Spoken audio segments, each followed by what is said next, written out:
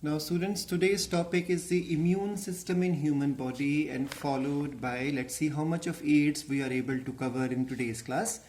The immune system in the human body, as per the NCERT, consists of lymphoid organs, lymphoid tissues, lymphoid cells, and then the soluble molecules which are product of the lymphatic system, and that is called as the antibodies. So we have already learned about that immune system is unique in the sense that it recognizes foreign antigens and respond to these and then remember them. Immune system also play an important role in the allergic reactions, autoimmune disease, and organ transplant. We will be talking about organ transplant also in the following class.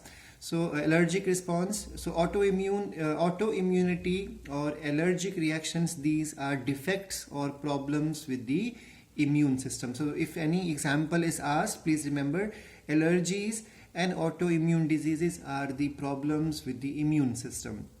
Now the topic for today is lymphoid organs. So the organs where the lymphocytes originate and lymphocytes mature and lymphocytes increase their number or proliferate, those organs are called as lymphoid organ.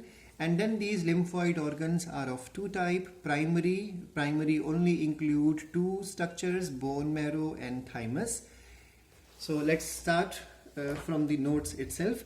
The immune system consists of lymphoid organs, then tissues, then cells, as well as the antibodies.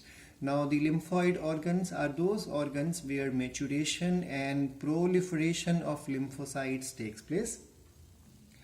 The human immune system consists of all these components, and this system plays an important role in allergic response as well as autoimmune diseases as well as the transplant rejection. The primary lymphoid organs are the organs where T cells and B cells, or T lymphocytes and B lymphocytes, mature, and they also acquire their antigen specific receptors, and after maturation lymphocytes will migrate to the secondary lymphoid organ, and the primary lymphoid organs are only two in number, and they are bone marrow and thymus. So the primary lymphoid organs are those places or those organs where maturation and then antigen receptor specific only develops on the surfaces of these lymphocytes or the lymphatic cells. Now those cells we all know are B cells and T cells, and bone marrow and thymus are the only two primary lymphoid organs. Now bone marrow is the main lymphoid organ where all blood cells including lymphocytes are formed. We have done this in detail in 11th class. And the maturation of only B cells occur in bone marrow. So B cells are called B cells because their maturation occurs in bone marrow. And we all know that this bone marrow matured lymphocytes are component of the humoral immune system, because these B cells will develop antibodies to provide immune system to us. Now those cells which migrate from the bone marrow to thymus and mature in thymus are called as the T cells or T lymphocytes. So the thymus is the site of T lymphocyte maturation. Thymus is situated near the heart. Its size is quite large at the time of birth, but it keeps decreasing in size with the age of a person. And we have done about this already in the 11th class, that it is the seat of the immunity also, if you remember the last chapter of 11th class biology book. The T cells and B cells are responsible for cellular and humoral immune response respectively. So the T cells are a component of the cell mediated immunity. Please remember the cells which are formed here will migrate to the secondary lymphoid organs.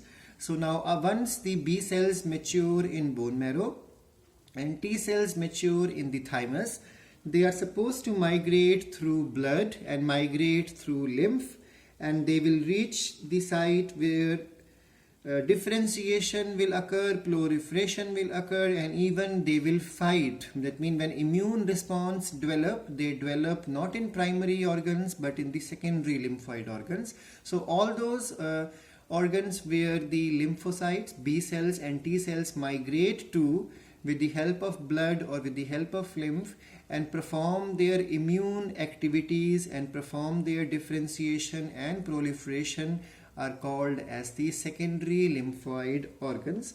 So the acquired immune response to the antigens develop in these organs, and even remember that plasma cell I told about, the effector cells I told about, all those cells which develop, memory cells developing, all those things takes place in the secondary lymphoid organ. So secondary lymphoid organs or the tissues, the lymphocytes do not remain and move from one lymphoid organ to another through the blood and lymph. So they keep moving throughout these secondary lymphoid organs. And the secondary lymphoid organs are lymph nodes, spleen, tonsils, Pierce patches, as well as malt. The Pierce patches are part of small intestine, 11th class topic.